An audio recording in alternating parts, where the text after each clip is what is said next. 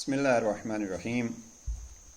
آج کے سیشن میں جناب امیر علیہ السلام کا ایک بڑا مفصل اور خوبصورت فرمان جو امام نے دل سے متعلق کا کچھ ارشادات فرمائے ہیں۔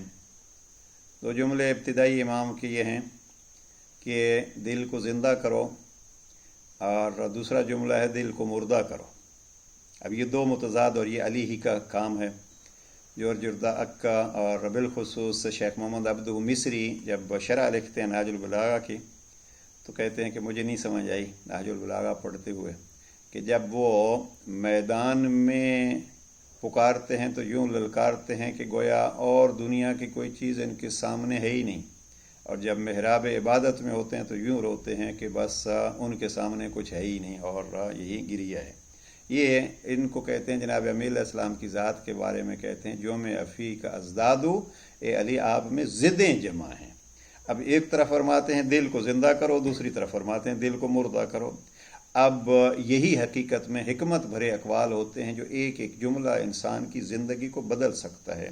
مثلا قرآن مجید کی آیات کے متعلق بہت سارے ایسے واقعات ہیں کہ کسی نے ایک آیت پڑھی تو اس آیت پر عمل کر کے اپنی پوری زندگی اس نے سنوار لی، اور گناہگار سے ولی بنتے ہوئے۔ ایک مشہور قصہ ہے کہ ایک صاحب جو ہیں وہ چوریاں کیا کرتے تھے، اور جب کسی گھر میں ڈاکہ ڈالنے کے لیے، چوری کرنے کے لیے ان کی دیوار پھاند رہے تھے تو تلاوت قرآن کی آواز ان کے کانوں پہ پڑی، اور عرب تھے، کوئی ایسی آیت ان کی سماعتوں تک پہنچی کہ اس آیت نے چور کو ولی بنا دیا۔ اور یہ ہوتا رہتا ہے، جیسے جناب امام موسیٰ کاظم علیہ السلام کا بشر حافی کے لیے آپ جملہ اکثر سنتے رہتے ہیں، ایک ہی جملہ، اور وہ قرآن کی آیت بھی کوئی نہیں تھی بلکہ فرمایا ہاں واقعاً یہ آزاد ہے۔ تو یہ جملے ایسے ہوتے ہیں اور جن میں جناب امیر علیہ السلام کے جملات اور نہج البلاغہ اس سے پر ہے۔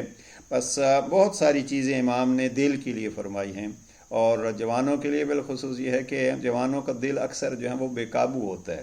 امیر المومنین نے اس دل کو قابو کرنے کے لیے دو چیزیں جو فرمائی ہیں ان کو لے لیا جائے۔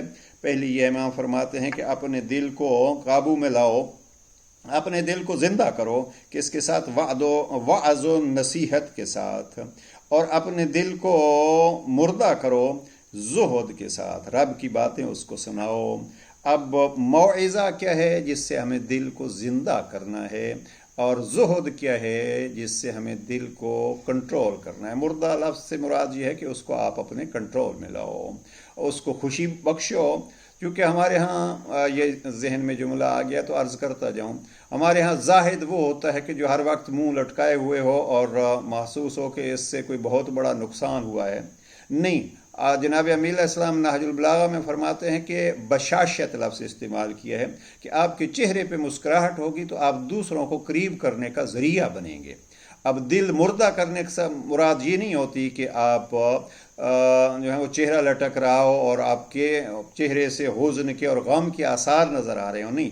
دل کا یہ ہے کہ جس چیز کی اس خالق نے، جس نے دل کے اندر خون کو حرکت کی طاقت دی ہے، اور جب وہ رکتا ہے تو سارے ڈاکٹر دیکھتے رہ جاتے ہیں، بلکہ ڈاکٹر تک پہنچنے سے پہلے ہی کام ہو جاتا ہے، تو وہ جس نے اس خون کو اس انداز میں چلایا وہ کہتے ہیں کہ دیکھو دل کو کنٹرول کرو، اور دل کو کنٹرول کرنے کا ذریعہ کیا ہے؟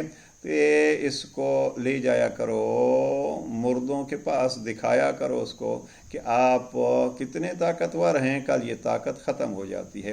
اور موعظہ کیا ہے؟ موعظہ یہ ہے کہ جو اچھی راہیں ہیں وہ راہیں اس کو دکھائی جائیں، اور یہ بھی بتلایا جائے کہ کل قرآن کے مطابق کچھ ایسے جوان بھی تھے جو تھے تو تھوڑے سے، رب کریم نے ان کو اصحاب کہف کہا ہے، اور خود فرماتا ہے 3 تھے، 5 تھے، 7 تھے، یعنی تعداد رب کریم کے لیے مد نظر نہیں ہے بلکہ ان کی نیت اور ان کا عقیدہ مد نظر ہے۔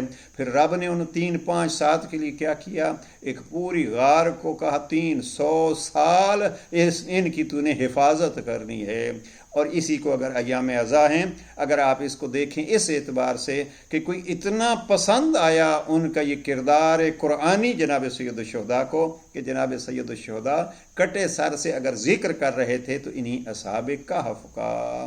تو ایسے واقعات کے ذریعے سے، ایسے پند و نصیحت کے ذریعے سے اگر ہم دل کو زندہ کریں گے تو پھر اس دل کو قوت ملے گی، اور اگر دل زیادہ ہی قوی ہو جائے، باغی ہو جائے، تو پھر اس کے لیے بہترین درس کون سا ہے؟